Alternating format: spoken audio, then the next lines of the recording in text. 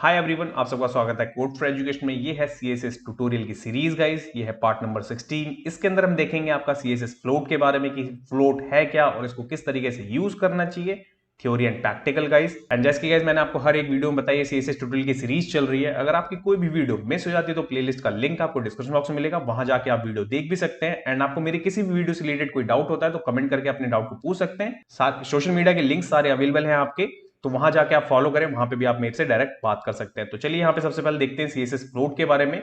तो यहाँ पे मैंने छोटा सा इंट्रोडक्शन रखा है, इसको पहले रीड कर लेते हैं। इंट्रोडक्शन में रखा है मैंने, the float CSS property is used to position the elements to the left right और its container along with the parameter the text and inline element to wrap around it. Simple is पहली दो line में मैंने ये बताया कि जो position होती है हमारे कंटेनर की या डिव की, जो भी आप बोल सकते हैं, उसको हमें लेफ्ट एंड राइट करने के लिए जो भी उसकी पोजीशन करनी है उसको हम मूवमेंट करवा सकते हैं इस प्रॉपर्टी के through. The float property defines the flow of content in the page. It can be written in a CSS file or can be directly specified in the style of an element.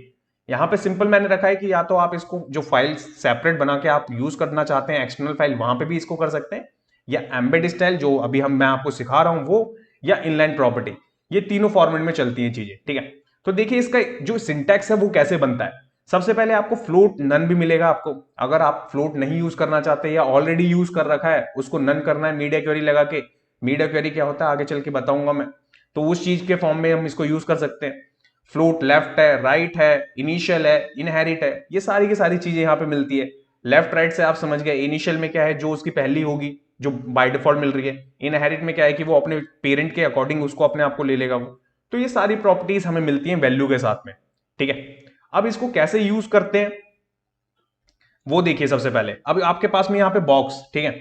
अब मानिए कि आपके पास में दो box हैं और दो box आपको यहाँ पे दिख भी रहे होंगे कि पहला बॉक्स आपका लेफ्ट हैंड साइड में थोड़ा सा आगे की तरफ है, जो ऊपर वाला बॉक्स है वो थोड़ा सा अपर है, ठीक है। ये कैसे, तो यहाँ पे अगर मैं आपको दिखाऊं तो ये चीज आपको अब समझ में आएगी कि जब आपको ये बॉक्स सामने चाहिए, ठीक है, तो कैसे लेके आए। इससे प्रीवियस वाले में आपने देखा दोनों बॉक्स एक लाइन में थे, क्योंकि ब्लॉक एलिमेंट था वो हमारे लिए।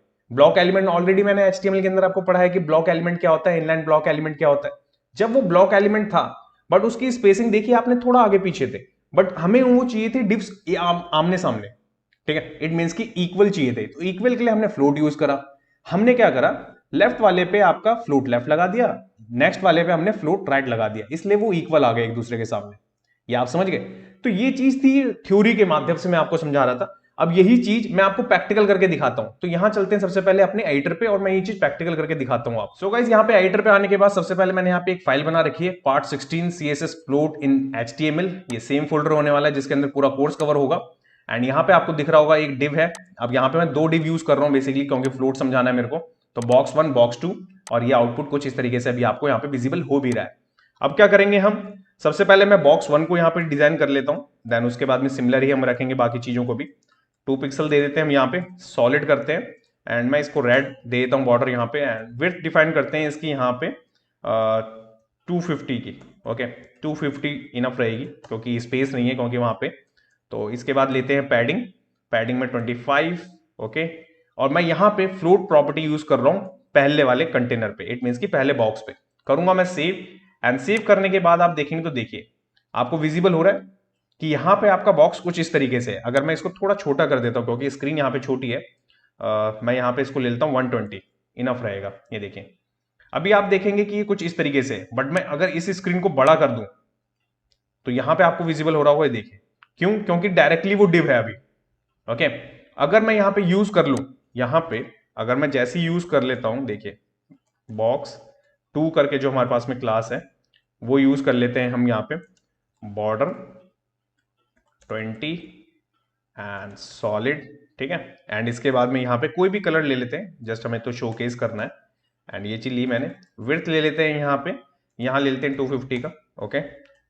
पैडिंग लेते हैं यहाँ पे 20 पिक्सल, 25 पिक्सल, फ्लोट रखते हैं और राइट कर देते हैं। करूंगा मैं सेव।